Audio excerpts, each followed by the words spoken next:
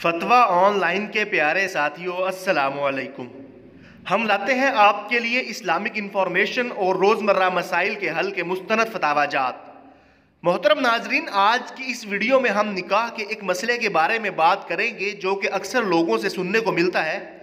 کیا بغیر گواہوں کے نکاح ہو جاتا ہے؟ تنہائی میں لڑکا لڑکی اللہ کو گواہ بنا کر ایک دوسرے کو قبول کر لیں تو کیا نکاح ہو جاتا ہے؟ ان تمام سوالوں کے جوابات آپ کو مستند فتاوی جات کی صورت میں دیے جائیں گے۔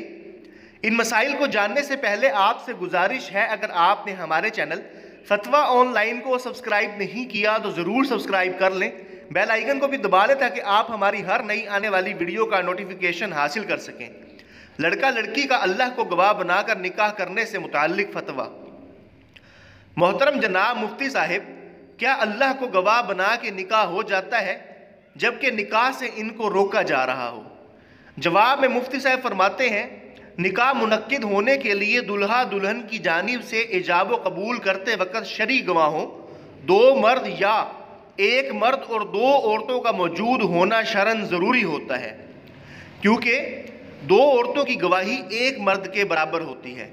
پس گواہوں کی غیر موجودگی میں اللہ کو گواہ بنا کر لڑکا لڑکی کے ایجاب و قبول کرنے سے شرعاً نکاح منعقد نہیں ہوگا۔ محترم ناظرین، مزید ایسے اسلامی مسائل جاننے کے لیے آپ سے گزارش ہے، ہمارے چینل فتویٰ آن لائن کو ضرور سبسکرائب کر لیں۔ اگلی ویڈیو تک کے لیے فتویٰ آن لائن کو اجازت دیجیے۔ اللہ حافظ۔